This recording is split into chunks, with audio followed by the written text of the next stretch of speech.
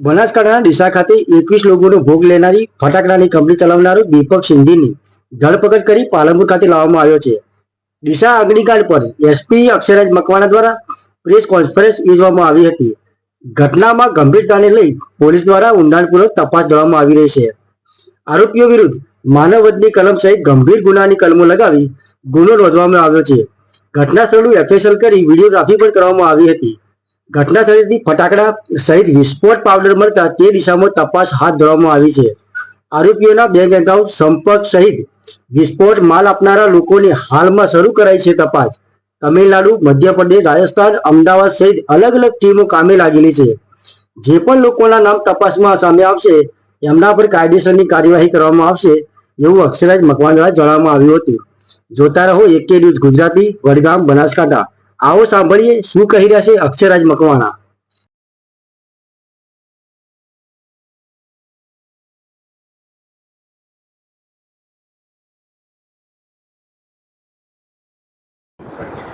ડીસાની ઘટનાની ગંભીરતા જોતા સરકારશ્રી દ્વારા ખૂબ કડક સૂચના આપી અને આ ગુનાની અંદર જે છે એ અપરાધ મનુષ્યવધની કલમ લગાડવામાં આવી છે અને આની અંદર જે તપાસ હાથ ધરવામાં આવેલી છે.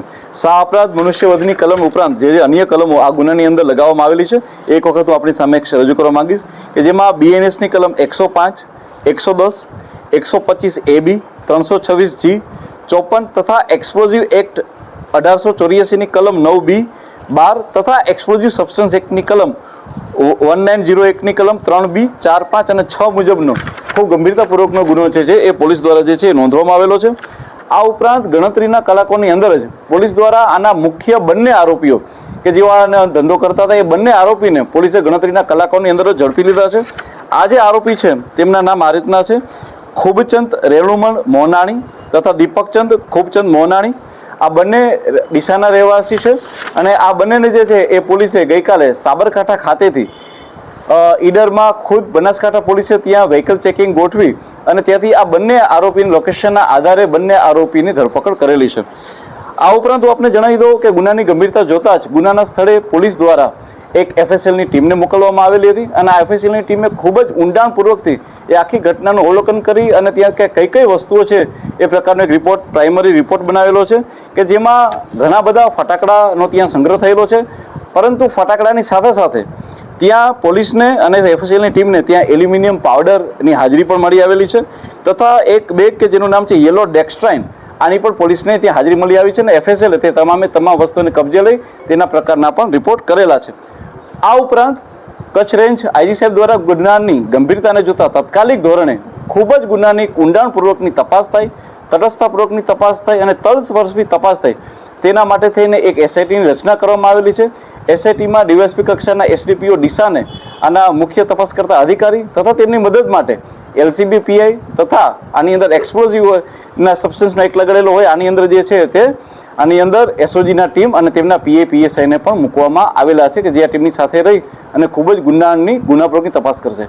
આ ઉપરાંત આજને પણ DYSP દ્વારા ત્યાં સાક્ષ્યનો ઉપયોગ કરી તમામ જગ્યાની વિડીયોગ્રાફી અને ફોટોગ્રાફી કરી આગળની જે કાર્યવાહી હાલમાં કરવામાં આવી રહી છે. આ ઉપરાંત હું આપને કહું કે જે આરોપીઓ છે એની પણ આજે ઘણી બધી પૂછપરછ કરવામાં આવી છે અને આ આરોપીની પૂછપરછના અંતે એ ખ્યાલ આવે છે કે આ આરોપીઓ જે છે એ છેલ્લા 18 કે તેનાથી વધારે વર્ષોથી એ ફટાકડાના વ્યવસાય સાથે જોડાયેલા છે અને વર્ષોથી તે ફટાકડાનો ધંધો કરે છે અને તે લોકો શિવકાશીથી ફટાકડા લેવાની સાથે જોડાયેલા છે. પરંતુ આ ગુનાને વધારે ઊંડાણપૂર્વક તપાસ થાય તેના માટે થઈ આના તમામ બેંક એકાઉન્ટની તપાસ કરવામાં આવી રહી છે. એ લોકોએ જે જગ્યાએથી માલ ખરીદતા હતા એ તમામના GST બિલ સાથેનો એક ઇતિહાસ અમે લોકો ચેક કરી રહ્યા છીએ. આ ઉપરાંત પોલીસને જાણવામાં આવ્યું છે કે તેઓ થોડા સમયથી તે ઇન્દોરમાં હરદય જિલ્લામાંથી પણ ફટાકડાનો વ્યવસાય કરતા હતા, તો એની પણ પોલીસ દ્વારા છે વિગત મંગાવવામાં આવી રહી છે.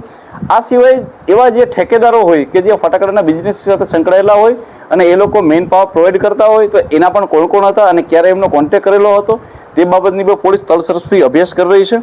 આ ઉપરાંત બીજો કોઈ પણ માલ હોય કે જેવી રીતના પોલીસને ધ્યાનમાં આવ્યું છે કે ત્યાં એલ્યુમિનિયમ પાવડર અને યેલો ડેક્સ્ટ્રાઇનની હાજરી હતી, તો આ વસ્તુઓને પણ ક્યાંથી લાવવામાં આવી છે તેના માટેની એક અભ્યાસ ચાલુ છે.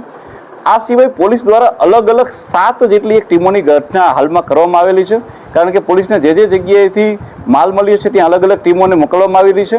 જેમ કે અમારી સાયબરની ટીમ હાલમાં બંને અપરાધીઓના CDR અને IPDR ઉપર વર્ક કરી રહી છે કે તેઓ છેલ્લા કેટલા સમયથી કોની સાથે કનેક્શનમાં હતા, એ લોકો ક્યાં ભાગ્યા, ક્યાં રોકાયેલા હતા અને કેવી રીતના જે છે એમણે પોતાના મોબાઈલને ક્યાં આપ્યા હતા. આ સિવાય પોલીસની એક ટીમ હાલમાં તમિલનાડુ ખાતે, એક ટીમ જે છે રાજસ્થાન ખાતે, એક ટીમ MP ખાતે અને એક ટીમ જે છે એ અમદાવાદ ખાતે પોલીસે રવાના કરેલી છે, જેથી કરીને આની અંદર બીજા જે પણ આરોપી હોય તેને પણ પોલીસ દ્વારા જે છે એ ઝડપથી એની ધરપકડ કરવામાં આવે. આ સિવાય હું આપને જણાવવા માંગીશ કે જે બંને આરોપીને પોલીસે પકડ્યા છે તે બંનેની પૂછપરછ કરી અને ત્યારબાદ જે છે એ ઝડપથી આનું એક ચાર્જશીટ થાય અને ચાર્જશીટના અંતે લોકોને ન્યાય મળે અને આમને કડકમાં કડક સજા મળે અને આખા ગુજરાતમાં ને પણ આખા ઇન્ડિયામાં એક દાખલારૂપ એક વસ્તુ બને તેના માટેનું પણ પોલીસ દ્વારા આયોજન કરી અને કરવામાં આવ્યું છે.